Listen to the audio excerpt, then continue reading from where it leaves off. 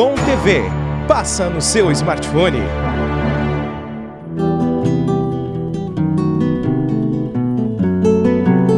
Buenas gaúchas e gaúchas desse nosso Rio Grande de histórias tantas. E o poeta teria dito, somos um povo acampado à espera do toque de recolher. Por muitos anos, os estancieiros militares defenderam as fronteiras contra as investidas de castelhanos e de espanhóis. Em seguida, os quartéis se semearam pelo Rio Grande justamente para fazer essa defesa tão necessária ao garrão da pátria. Falando de quartéis, vamos dar continuidade então ao nosso tema, o nosso quartel de Caxias do Sul, como segundo bloco, no nosso Prosa de Galpão pela Bitcom TV, tendo a presença ilustre do Tenente-Coronel Alain, comandante do 3º Grupo de Artilharia Antiaérea, Grupo Conde de Caxias. Comandante, aproveitando em se falando do Grupo Conde de Caxias, por favor, nos diga essa denominação, né? Uhum. Ela tem razão. O Exército definiu, né, aceitou a proposta na época do 3º GAI e nos concedeu essa denominação bastante honrosa, né? Ela tem ali duas grandes explicações, né? Então a primeira é que é uma homenagem ao patrono do Exército, que é Duque de Caxias. Perfeitamente. No entanto, a gente utiliza a honraria, né, o nome de nobreza, né, o título de nobreza de conde, porque depois, né, que Duque de Caxias, né, pacificou, né, e colaborou aqui na pacificação durante a Guerra dos Farrapos, né, ele, em sequência, por conta disso, né, por conta dessa pacificação, ele recebeu o título de conde. Né? Então, a gente faz essa ligação porque ele mereceu, exatamente. Ele fez jus a esse título de conde após ter pacificado, na época, o Rio Grande do Sul. Né? Então, essa é uma ligação direta, né, com o patrono do Exército, Duque de Caxias. Uma outra finalidade é em homenagem à cidade que nos abriga, né? a Caxias do Sul. Né? Então, com o nome de Grupo Conde de Caxias, a gente procura homenagear o patrono do Exército e a cidade de Caxias do Sul. Perfeitamente.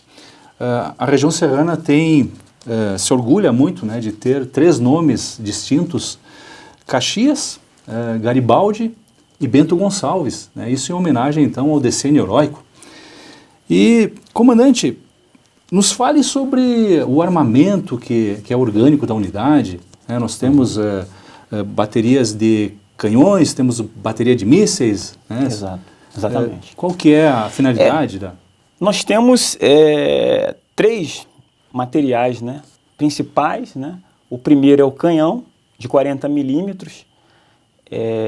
A finalidade do canhão, o alcance do canhão é um pouco mais curto. Né? Ele serve para neutralizar uma aeronave que sobrevoa um ponto que a gente defende mais próximo. Né? Baixa altura? De baixa altura. Uhum. Nós temos um segundo material que é o míssil. Na verdade, nós temos 2 mísseis. O míssil Igla-S, de origem russa, já é um alcance um pouco maior, de 6 quilômetros. Né? Esse míssil, ele tem a especificação de ser atraído pelo calor da aeronave. Então é um míssil muito versátil, né?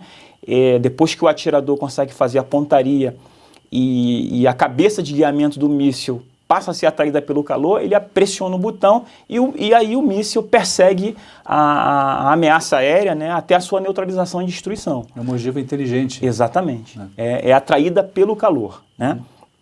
E nós temos um outro míssil, também é um mais moderno, né? Foi adquirido em 2015, fruto aí da modernização e da transformação do Exército, que é o míssil RBS-70. Ele já tem um outro tipo de tecnologia. Né? A gente chama que ele é atraído pelo facho laser. Ele requer que o atirador permaneça apontando para a aeronave, para a ameaça aérea. E esse facho laser, que é invisível ao olho humano, né? Mas o míssil ele consegue captar, ele consegue ser atraído àquele foco. Né? Então o atirador ele tem um trabalho um pouco a mais, né? No caso do RBS-70, do míssil RBS-70. O Igla, basta o míssil ser atraído pelo calor, e aí ele esquece. Né? O míssil vai atingir o seu alvo. O RBS-70, o atirador precisa ainda continuar mantendo a pontaria. É um míssil que o Exército adquiriu considerando o seu alcance, que é um pouco maior, né? Ele tem algumas tecnologias de medidas de guerra eletrônica, né? E outros aspectos de manutenção.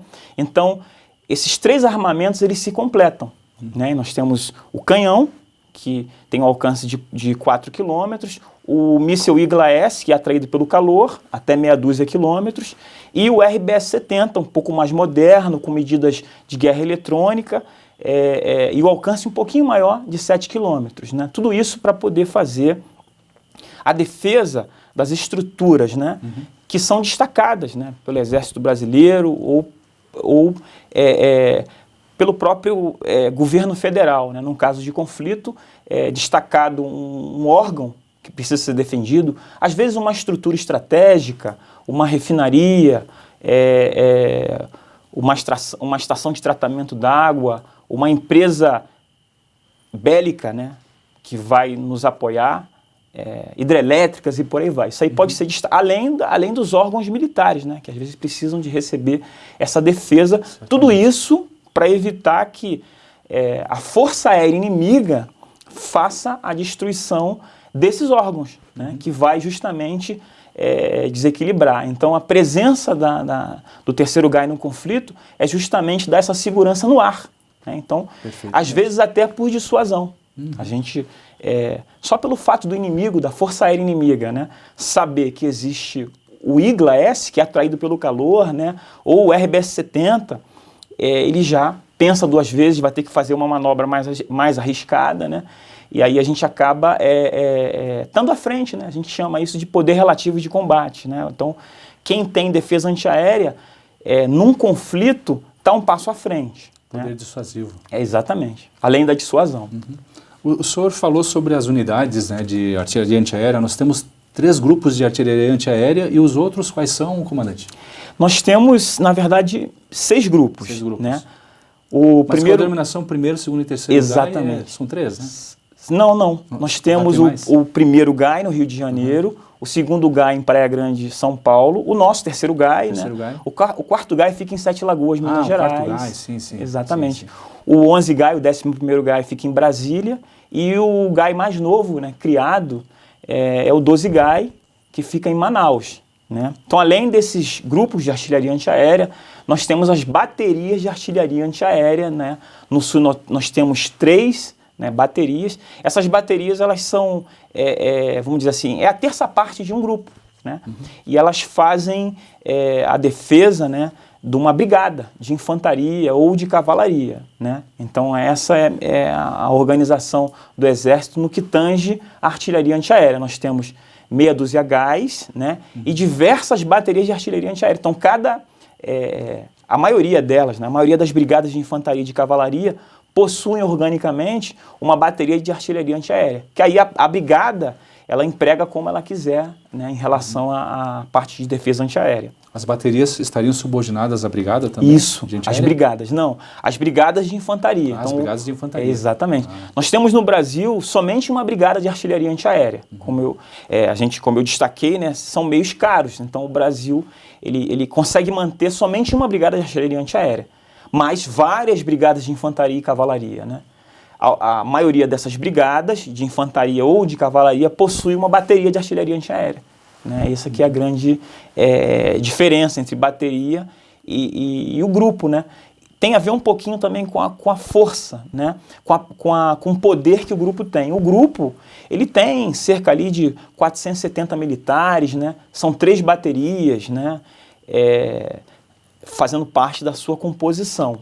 E a bateria, o efetivo é bem menor. Né? Então, a capacidade de defesa antiaérea de uma bateria é a terça parte de um grupo. Né? Mas é suficiente, né, para um conflito. Né? Uma brigada de infantaria ou uma brigada de cavalaria já consegue fazer a defesa ali de pelo menos 3 ou 4 órgãos ou instalações. Perfeitamente. Né? Comandante, nos fale sobre a Operação Sagitta Primus III.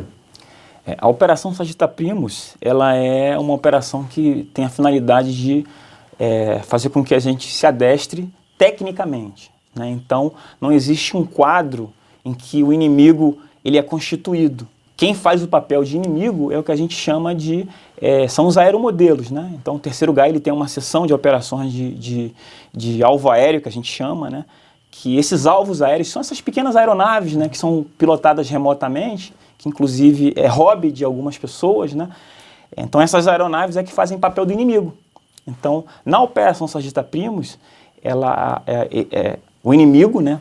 Ele é representado por meio desses aeromodelos e todos esses materiais de artilharia que eu falei, como o canhão, né, 40 milímetros, o IGLA-S e o míssil RBS-70, fazem a pontaria nesses alvos, né, para que a gente possa se adestrar tecnicamente. Então, é uma operação muito boa por isso, porque a gente tem a possibilidade de ver na prática se o que a gente faz no quartel funciona, né? Com tiro real. Com tiro real. É uma grande operação, né, que existe um deslocamento de mais de 2.000 quilômetros, porque essa operação ela não ocorre aqui no Rio Grande do Sul, ela ocorre lá em Goiás, Formosa, e ocorre lá porque a área de instrução é muito ampla, né? Como eu falei, o alcance, né, alcance de 7 quilômetros, então a gente precisa de uma área ampla, né, para que a gente tenha segurança de que a munição ela não caia, né, no local errado. Então,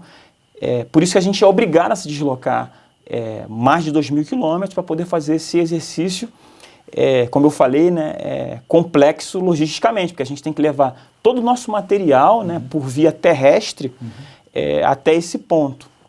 E além disso tudo, um aspecto muito importante é a segurança, né? Segurança do exercício. Do exercício, segurança do exercício. Se num conflito, né, real, né, de uma operação real, a gente já é preocupado com segurança, com o uso de capacete, com o uso de colete balístico, num treinamento é maior ainda essa preocupação, né? Então são várias regras de segurança para que a gente não tenha nenhum tipo de acidente, né? E essa operação ela foi concluída no início de agosto, né? Concluída com sucesso, nós conseguimos fazer todos os tiros previstos, canhão, o IGLA-S e o RBS-70, né, e com um alto índice de acerto.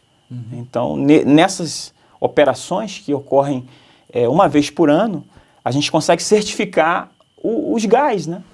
Então, o terceiro GAI, ele foi certificado em agosto, ou seja, o Exército Brasileiro, e muito mais do que isso, a nação brasileira, ela vai ter certeza de que o terceiro GAI tem condições de cumprir a sua missão. Porque nesse momento a gente provou que a gente pode. Então a gente leva os meios logísticos, estabelece uma base, o alvo aéreo tem que fazer o papel de inimigo e a gente coloca ele no chão, né?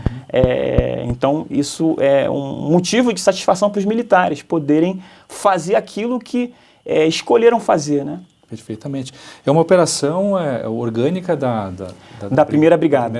Da primeira brigada de artilharia antiaérea. Não é um exercício conjunto de grandes unidades, é só da antiaérea. Não, é um exercício que ele tem um nível um pouco acima da primeira brigada de artilharia antiaérea, porque as baterias de artilharia antiaérea, que não são subordinadas à primeira brigada de artilharia antiaérea, participam. Então as baterias, elas são convidadas, né, a participar desse exercício. Aqui no Sul, né, foi convidada a 11ª Bateria de Artilharia Antiaérea de Santana do Livramento, a 6ª Bateria de Santa Maria, né, a 2ª também foi convidada. Então é um exercício que tem esse vulto, né? Obviamente o comandante da Brigada de Artilharia Antiaérea, ele é o gerente disso tudo, né? Ele é o gerente, então ele coordena essa atividade para que todas as organizações militares de artilharia antiaérea possam se adestrar tecnicamente. Antigamente o exercício de tiro real era feito no litoral. Não se faz mais então, não, comandante? Não se faz mais considerando a segurança, né? A segurança que a gente precisa ter, né? Então são várias regras de segurança hoje em dia, né? Hoje em dia, há um tempo atrás não era tão complexo assim o espaço aéreo, né? Hoje em dia é muito complexo, né? Existem vários voos comerciais, até voos da FAB e outros aspectos de segurança. Então, hoje em dia não é mais viável. A gente precisa realmente fazer esse deslocamento para Formosa para a gente ter certeza de que não vai cometer não vai ocorrer nenhum acidente envolvendo armamento, né? O que seria um absurdo, que a gente está num tempo de paz, né? Comandante, na semana de aniversário do terceiro grupo de artilharia antiaérea, estivemos presentes lá, onde foi feito, por ocasião da comemoração do aniversário da unidade, a inumação da cápsula do tempo. Isso. Nos fale a respeito. A gente procurou, nessa ocasião, né, relembrar um acontecimento que ocorreu em 1922. Né? Então, quando o 9º Batalhão de Caçadores ele foi se decidido da sua construção, né, foi decidido em fazer alguns eventos. Né? Tiveram vários eventos, né, e um deles foi exatamente a inumação da cápsula do tempo em 1922. E em 2018 ocorreu a exumação dessa cápsula, que foi localizada por meio de estudos, né, históricos, e aí ela foi localizada num aquartelamento, ela foi exumada, né, para registrar, né, o aniversário de 70 anos do terceiro grupo de artilharia antiaérea. A gente fez a inumação, que é justamente a colocação, né, dessa cápsula do tempo para que daqui a alguns anos, né, a gente... não existe uma data fixa para isso, né? Mas daqui a 50 anos ou outros 70 anos, um novo comandante e uma nova sociedade caxiense possa obter, né, essa cápsula do tempo, né, e poder ver o que aconteceu nessa época. Né? Então, lá na cápsula do tempo, a gente colocou dinheiro, né, o real, moedas, né, colocamos jornal do dia, né? Do dia 17 de julho, colocamos outros dados que seriam interessantes, né? Algumas informações, falamos ali na cápsula do tempo a pandemia que nós vivemos, né? As dificuldades que nós vivemos atualmente. Parece ser uma coisa bastante interessante, né? Para alguém abrir daqui a 50 anos e poder ler isso, né? Ver a moeda da época, né? E poder travar contato com essa informação histórica, que a gente espera que seja daqui a alguns anos. Ah, perfeitamente.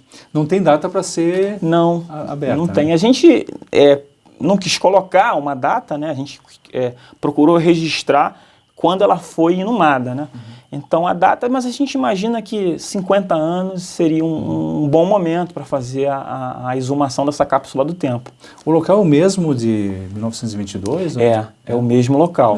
Então foi colocado, né, logo na entrada do aquartelamento uma pedra fundamental, né? Só que o tempo desgastou a pedra, né? Mas ela está lá historicamente e abaixo dessa pedra existe um espaço, né, um nicho, né, que a gente introduziu na mesma posição da cápsula anterior. E aí lacrou, né, com alvenaria, e aí colocamos lá, registramos a placa, né, que tem a data, né, 17 de julho de 2020. Por ocasião da inumação da cápsula em 1922, tivemos a presença em Caxias do ministro Pandiá Calógeras. Exatamente.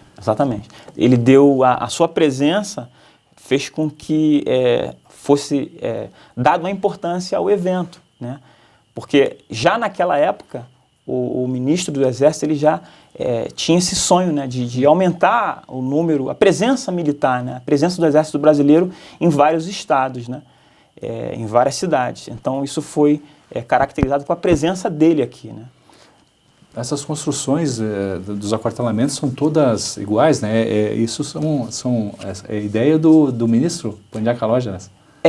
Na época, né? Na época ele já foi baseado nesse sonho, né, dele que foi projetado, né? Na época o terceiro BC, que a gente herdou, né? Comandante, o senhor falou sobre a Operação Sagitta Primus, né? Essa é uma grande operação da antiaérea. Existem algumas outras operações que a unidade vai participar ao longo desse ano ainda? Como a gente está sempre buscando a prontidão, né, e a nossa preparação, então nós já temos a previsão de 2 exercícios esse ano. Um que vai ocorrer em outubro é um exercício que ele é voltado para a área tática, né? Como eu expliquei, a Operação Sagitta Primus ele é uma operação técnica, em que não existe um inimigo presente, né? Já a próxima operação que a gente vai participar, ela já é voltada, já é representado, né, um possível inimigo. Então é montado um quadro, né, de conflito, né? Então a gente trabalha voltado nesse quadro. No mês de outubro é uma operação bem vocacionada para a defesa antiaérea, né? Perfeitamente. E em novembro também, um outro exercício tático, já organizado pela 6ª Divisão de Exército, também, mas vai um pouco além da defesa antiaérea. Aí já é numa situação de guerra, em que a infantaria participa, né? A artilharia de campanha com seus obuseiros participam, os blindados, os carros de combate, né? Os meios de comunicação são dispostos e o 3º GAI ele vai participar fazendo a defesa de algumas estruturas estratégicas, né? E alguns órgãos importantes ali para a 6ª Divisão de Exército. Então, e dessa forma a gente conclui, né, o ano de instrução, né? Finalizando aí o ano de instrução com essa última operação da 6ª Divisão de Exército. Bueno, Gachada, por hora encerramos o nosso Prosa de Galpão pela Bitcom TV, quando tivemos a presença ilustre do Tenente-Coronel Alain, comandante do 3º Grupo de Artilharia Antiaérea, Grupo Conde de Caxias, que representa o Exército Brasileiro na Serra Gaúcha. Exército esse que honra por suas ações os dizeres: Exército Brasileiro, braço forte, mão amiga. Comandante, queremos agradecer muito a sua presença aqui, ter nos honrado, né, com a sua presença, vindo nos falar sobre o quartel de Caxias do Sul, um orgulho para Caxias, né, para os reservistas que aqui passaram, e a sua presença nos dignifica, né, e nos enche de orgulho aqui, porque temos a representação do Exército Brasileiro, uma unidade que a gente considera de elite na Serra Gaúcha. Muito obrigado, comandante. De nada, eu que agradeço o convite, né? Para mim foi uma grande satisfação participar dessa conversa.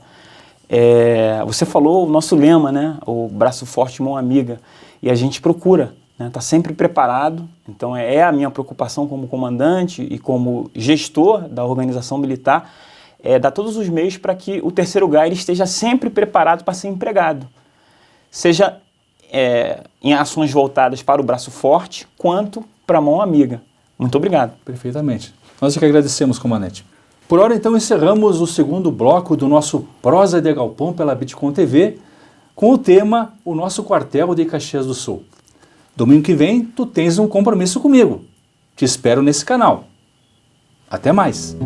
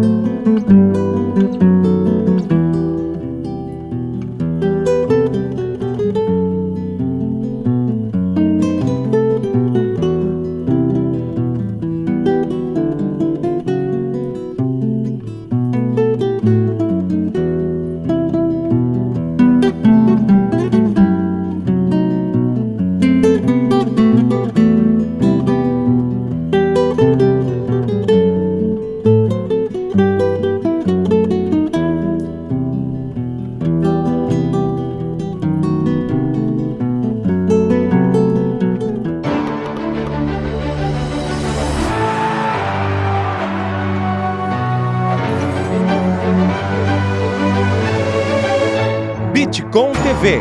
Passa no seu smartphone.